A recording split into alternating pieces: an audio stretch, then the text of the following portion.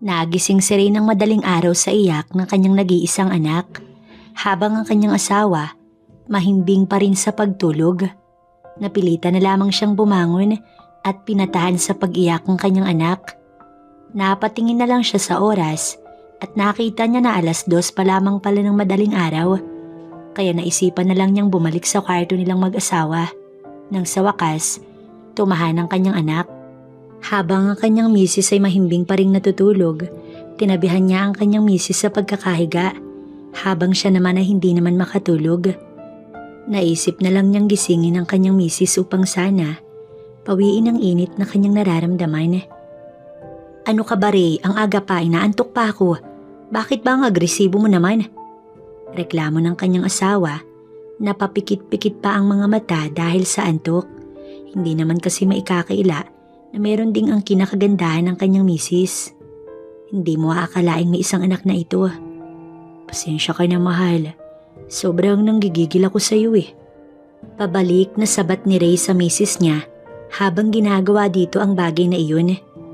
Isang marahas na singhap ang pinakawalan ni Ray nang tuluyan niyang marating ang dulo.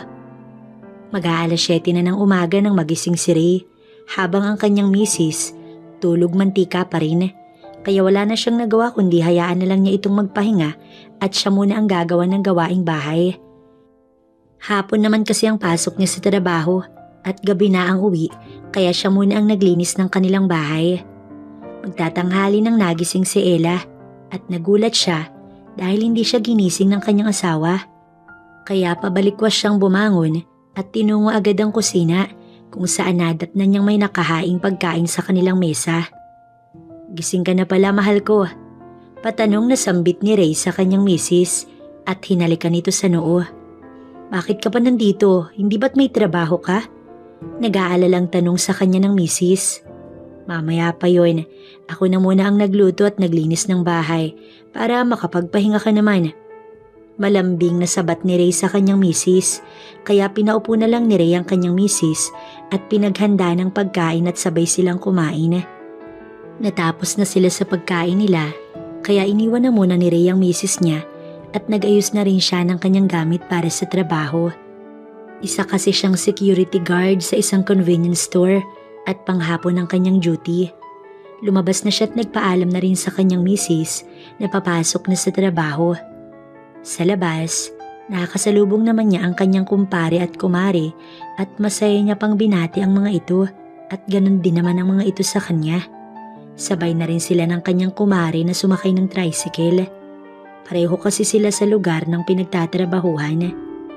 Habang nasa tricycle, hindi naman sadyang napatingin si Ray sa suot ng kanyang kumare at parang may naramdaman siyang iba habang nakatitig dito.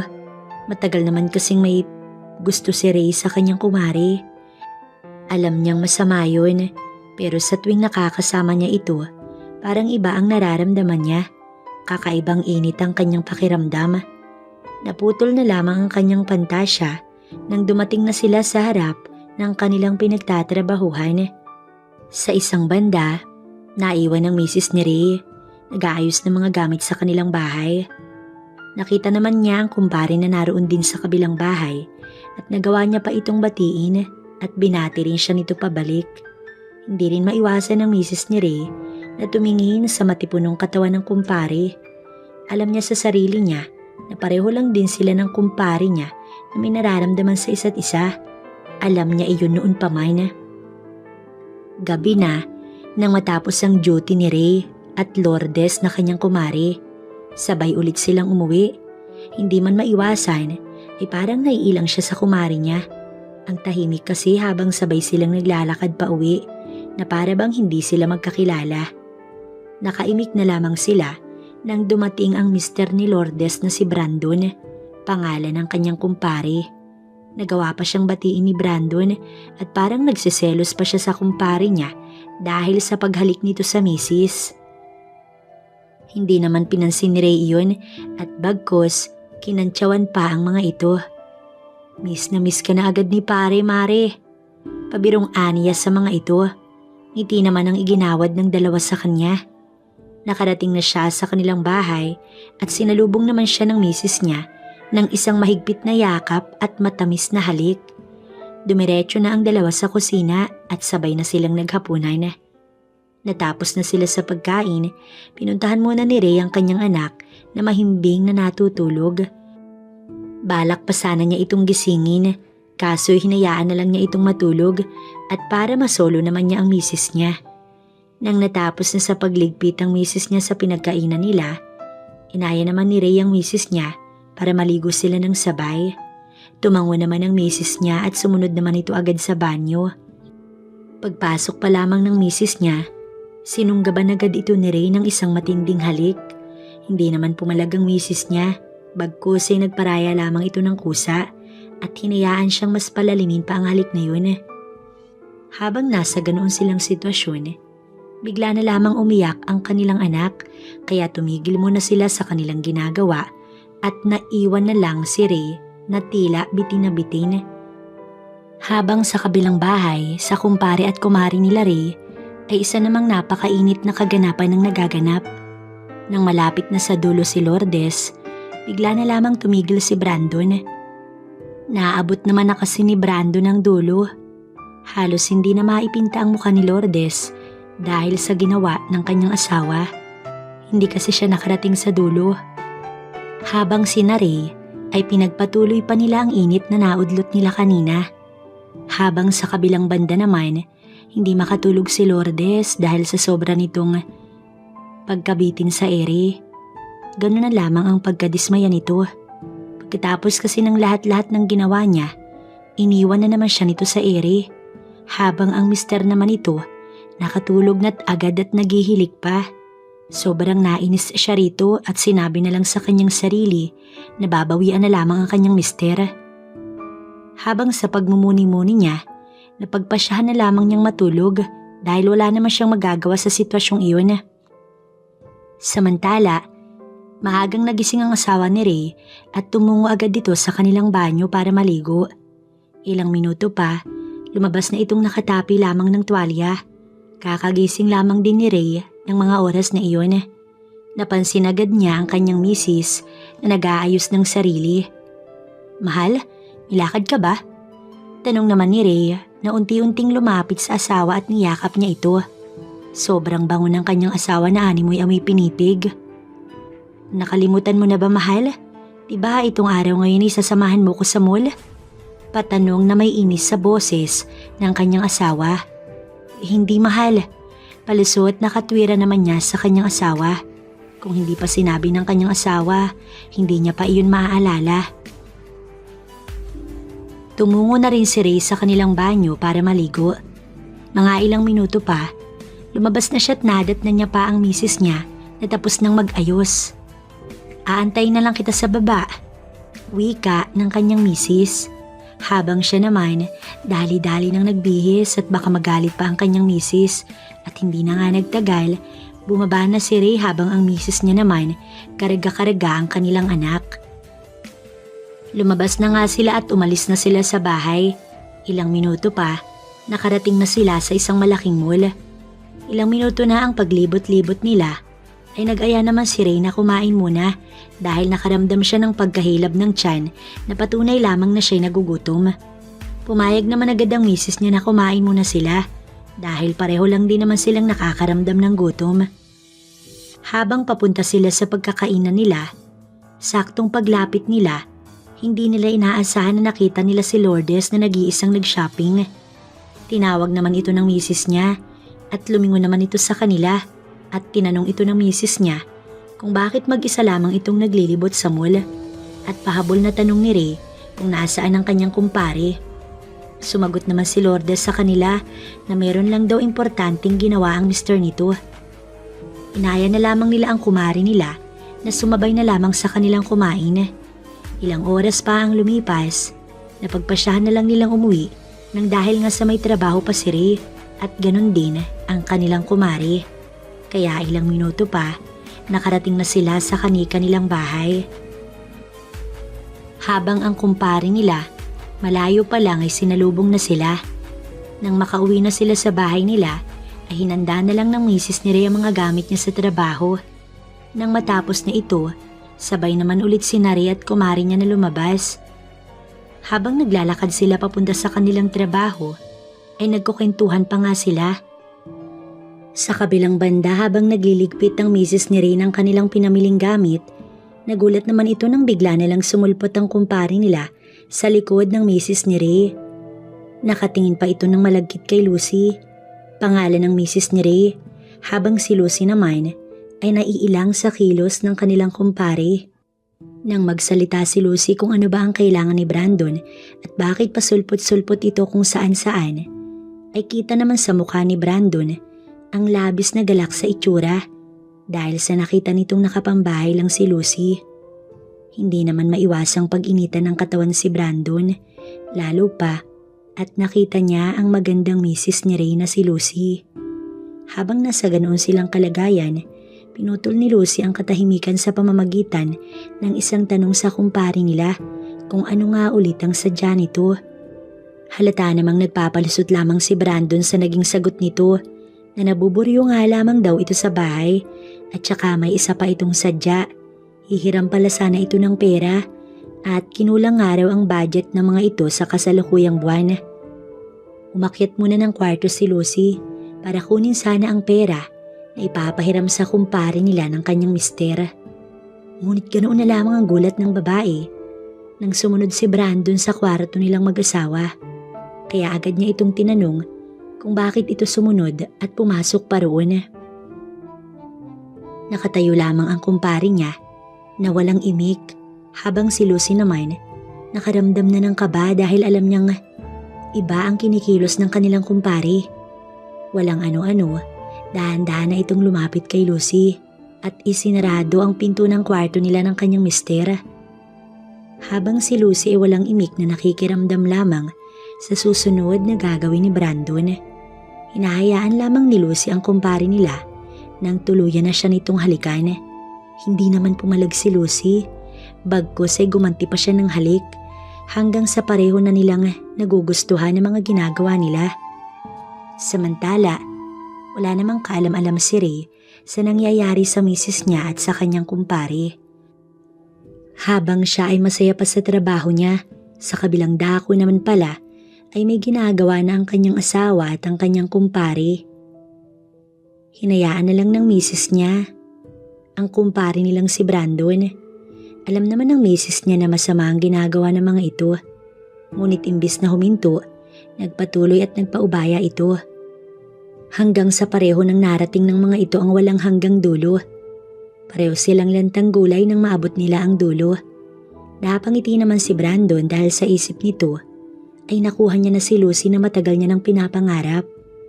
Pakas naman sa mukha ang pag-aalala ni Lucy, kaya sinabihan na lang niya itong si Brandon na hindi na iyon mauulit. Napatingin naman si Ray sa kanyang relo at inaantay na lang matapos ang kanyang duty. Habang si Lucy naman, nagising na lamang sa biglang pag-iyak ng kanyang anak. Naku, gabi na pala. Sambit niya sa kanyang sarili na dali-dali namang bumangon para patahanin ang anak niya. Samantala, sabay naman ulit na umuwi si Lourdes sa Ray pagkatapos ng kanilang trabaho ng gabing yun. Masaya pa silang nagkwentuhan ni Ray nang biglang tumigil si Lourdes. Napatanong naman si Ray kung bakit. Nagulat na lang siya nang bigla itong magsalita. Samahan mo muna ako pare. Biglang aya sa kanya ni Lourdes na pautal-utal pa. Nagtataka naman si Ray kung anong ibig sabihin nito at magsasalita na sana siya ulit nang bigla na lamang siya nitong hinila. Wala naman siyang nagawa kaya sumama na lang siya. Nagtaka naman si Ray kung bakit siya dinala ni Lourdes sa isang madilim na bahagi ng daan. May isang lilim ng malaking puno roon kung saan kubli silang dalawa. Nagulat na lang siya nang bigla na lang siyang hinalikan ni Lourdes. Magpupumiglas pa sana siya dahil naisip niya na wala lang sa katinuan ang kanyang kumari. Ngunit nagsalita ito sa kanya. Alam ko pare na may gusto ka din sa akin. Ako din meron ding gusto sa'yo. Matagal ko na lang itong itinatago sa loob ko. Ganun na lang ang gulat ni Ray nang marinig iyon sa kanyang kumari. Kaya ginantihan na lamang niya ng isang napakainit na halik hanggang sa humantong na sa napakainit na eksena. Nakatitig si Ray kay Lourdes. Maganda naman kasi si Lourdes. Hindi na nila pinatagal pa dahil alam nilang parehong may nag-aantay sa kanila sa bahay. Kaya naman, mabilis nilang narating ang dulo. Nag-ayos na silang pareho at pareho pa nga silang umiti sa isa't isa. Binigyan din ni Ray ng isang matamis na halik sa noo si Lourdes.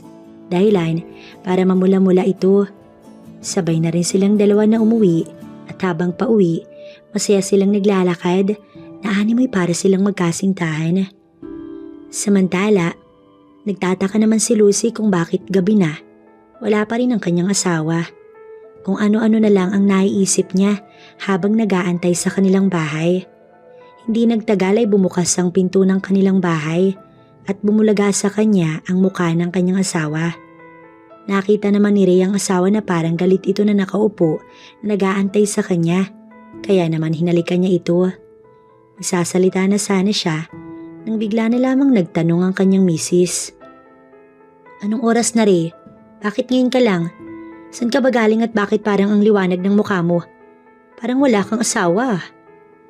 Pasigaw na tanong ni Lucy sa mister na animoy kulang na lang paghahampasin niya ito.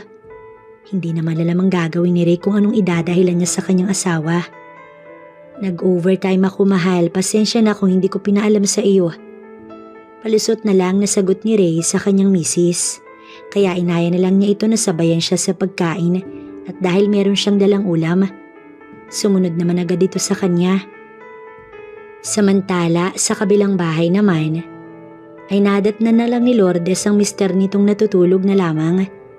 Wala naman siyang pakialam dito kung ano man ang ginagawa niya.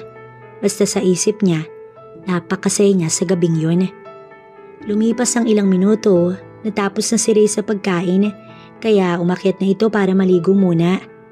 Pumasok na siya sa kanilang banyo para maligo habang iniisip niya ang pangyayari na naganap sa pagitan niya at ng kanyang kumari. Hindi naman siya makapaniwala dito dahil sa wakas, nakuha na rin niya ang matagal na pinapangarap. Sinabi na lang niya sa isip niya na madami pa ang mangyayari sa kanila. Hindi naman nagtagal at lumabas na ito ng banyo. Nakita na lang niya ang misis niya na nakahiga na sa kama at nakatingin ito sa gawin niya na para bang may gustong mangyari. Pagod man, wala siyang nagawa kundi pagbigyan ng misis niya, kaya nilapitan niya ito at binigyan ng isang halik. Hanggang humantong na naman sa mainit na tagpo. Hindi malaman ng misis niya kung anong gagawin dahil sa sensasyong nararamdaman ng mga oras na yun. Hindi alam kung saan ibabaling ang ulo. Ganoon din naman si Ray, hindi na malaman ang gagawin. Kahit pagod, talaga namang ramdam pa rin niya ang saya na kasama ang kanyang misis. Sa isip niya ay talagang pinagpala nga siya.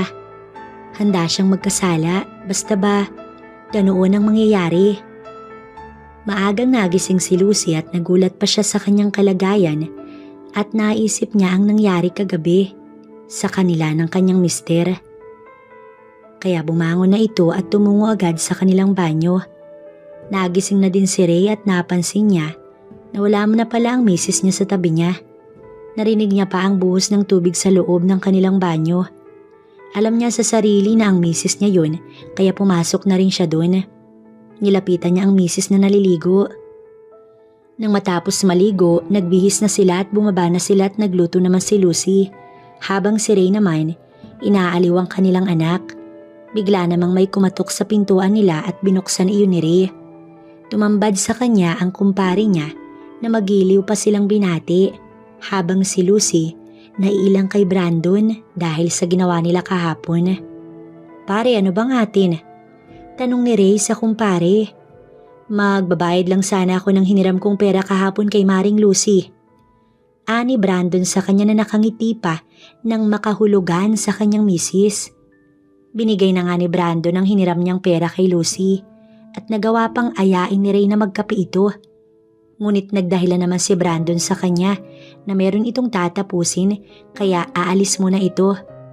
Bago umalis ang kumpare niya, nginitian pa ito ng misis niya na para bang may ibang dahilan. Hindi pa nakakaalis, nakita naman niya si Lourdes na lumabas ng bahay at nagawa niya itong batiin. Naiilang man ang kumare ay nginitaan lang din siya nito. Hindi nagtagal, kumain na sila ng agahan at nagpaalam sa kanya si Lucy na ito nga ay may lakad, kaya ibinilin muna nito ang anak at ang gawaing bahay sa kanya.